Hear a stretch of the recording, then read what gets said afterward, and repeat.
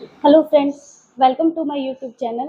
मैं आशा करती हूँ आप और आपकी फैमिली खुश होंगे, स्वस्थ होंगे और मस्त होंगे।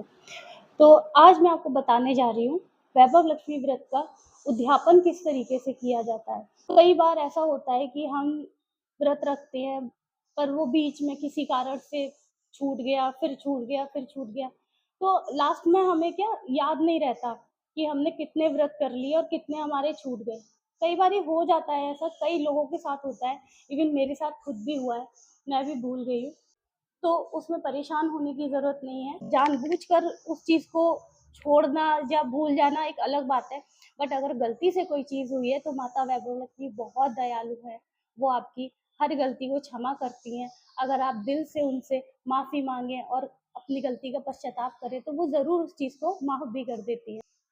तो चलिए चलते हैं उपाय की तरफ। तो जैसे अगर आपका वैभव लक्ष्मी का जो व्रत है, यदि छूट जाता है तो आपको जैसे अगला जो भी शुक्रवार आएगा, मान लो कल है या 2 दिन बाद है या 4 दिन बाद है, जब भी जो शुक्रवार अगला आए उसमें आपको सुबह स्नान करना है जल्दी से, मतलब प्रातःकाल जल्दी उठकर ही स्नान कीजिए। स्नान करने के बाद में आप सारा दिन वही माता लक्ष्मी का स्मरण सारा दिन अपने मन में रखिए। जय माँ लक्ष्मी का उच्चारण सारा दिन अपने मन से कीजिए। जय माँ लक्ष्मी, हे माँ लक्ष्मी, आप मेरे ऊपर कृपा करें, मेरी गलतियों को क्षमा करें। और वही सारा दिन किसी की चुगली नहीं करनी, किसी के लिए मन में बैर का भाव नहीं रखना, और ना ही किसी से अपनी तुलना या किसी को देखकर जलन का भाव बिल्कुल भी नहीं रखना है। हमारे पास जो है वो भगवान की कृपा से बहुत है, और आगे भी ईश्वर की कृपा होगी तो हमें ज़रूर वो सब मिलेगा जो दूसरों के पास है। तो किसी से भी जलन का भाव नहीं रखना, अहंकार नहीं लाना है मन में। ये सारी चीज़ें करके सारा दिन जय माँ लक्ष्मी का रटन कीजिए। उसके बाद शाम को 4 बजे या 5 बजे के करीब, अगर सामर्थ्य हो तो 5 लीटर दूध, और अगर सामर्थ्य नहीं है तो 2 लीटर दूध की खीर बनाइए। खीर चावल की होनी चाहिए। अगर आपको खीर बनानी आती है तो बहुत अच्छी बात है। अगर आपको नहीं आती है तो आप अपनी माता जी से या आपकी दादी जी हों उनसे, या फिर जो भी घर में बड़े हों उनसे आप मदद लीजिए खीर बनवाने के लिए। वो खीर बनाएंगे, आपकी मदद करेंगे, और जैसे ही वो खीर बनती है उसको लेकर के आपके घर के पास जो भी लक्ष्मी नारायण का मंदिर हो, लक्ष्मी नारायण हो या माता लक्ष्मी हो, उनके मंदिर में जाइए और भोग लगाइए। सबसे पहले जो भोग लगेगा वो गणेश जी का लगेगा। हे गणेश जी भगवान, भोग प्राप्त कीजिए, क्योंकि वो प्रथम पूजनीय है, हर चीज में उनको प्रथम स्थान मिला है। तो इस चीज के लिए आपको सबसे पहले गणेश जी का भोग लगाना है।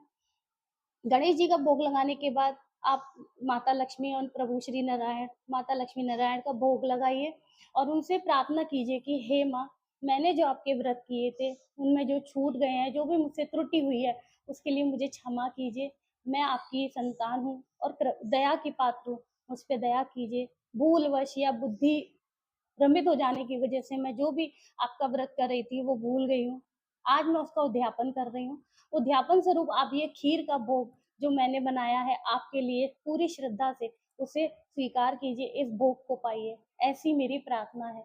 मेरी द्वारा की गई सभी गलतियों को क्षमा कीजिए। और यदि आप पुनः वैभव लक्ष्मी व्रत को प्रारंभ करना चाहते हैं तो उनसे वही उसी जगह पर प्रार्थना कीजिए कि हे माँ, मैं आपका वैभव लक्ष्मण फिर से शुरू करना चाहती हूँ, तो आप मुझ पे कृपा कीजिए। और जब से भी आप करेंगे उनको ये बताइए कि मैं इस दिन के शुक्रवार से आपका वैभव लक्ष्मी व्रत करूंगी। आप मुझे आज्ञा दीजिए, आपकी कृपा से मैं ये व्रत इस बार पूरी श्रद्धा से, पूरे विश्वास के साथ करूंगी, और कोशिश करूंगी कि इस बार मुझसे कोई त्रुटि ना हो। उद्यापन स्वरूप आप मेरी ये प्रार्थना स्वीकार कीजिए और मेरा वो प्रसन्नता से प्राप्त कीजिए। उसके बाद में जो खीर होगी वो थोड़ी-थोड़ी खीर, वहाँ बैठे कुछ लोग होते हैं जैसे बच्चे होते हैं या भिखारी वगैरह जो होते हैं, उनको वो खीर का प्रसाद थोड़ा-थोड़ा बाँटिए और थोड़ा-सा प्रसाद अपने घर के लिए लेकर आइए, और पूरा परिवार उस प्रसाद को प्राप्त कीजिए, उस भोग को पाइए। माता लक्ष्मी आप पर सदैव कृपा करेंगी। बहुत दयालु हैं माता लक्ष्मी, बहुत कृपालु हैं। तो मेरी आपसे यही प्रार्थना है, माता लक्ष्मी पे हमेशा विश्वास और श्रद्धा रखिएगा, और कभी भी मन में ये मत लाइएगा कि हमारा ये काम नहीं बन रहा या हमारा ये काम हो जाएगा कि नहीं हो जाएगा।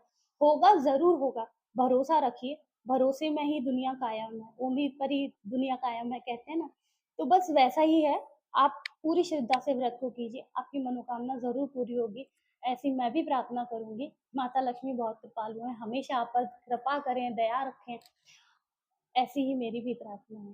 दोस्तों, अगर मेरी ये दी हुई जानकारी, मेरा उपाय आपको अच्छा लगा हो या उपयोगी लगा हो, तो प्लीज़ मेरे इस चैनल को सब्सक्राइब कीजिएगा क्योंकि मेरा चैनल नया है अभी और आपके सपोर्ट से, आपके प्यार से ही मेरा चैनल आगे बढ़ेगा। अगर जानकारी अच्छी लगी है, तो लाइक भी कीजिएगा, शेयर भी कीजिएगा और अच्छा लगा हो तो कमेंट भी कीजिएगा। धन्यवाद।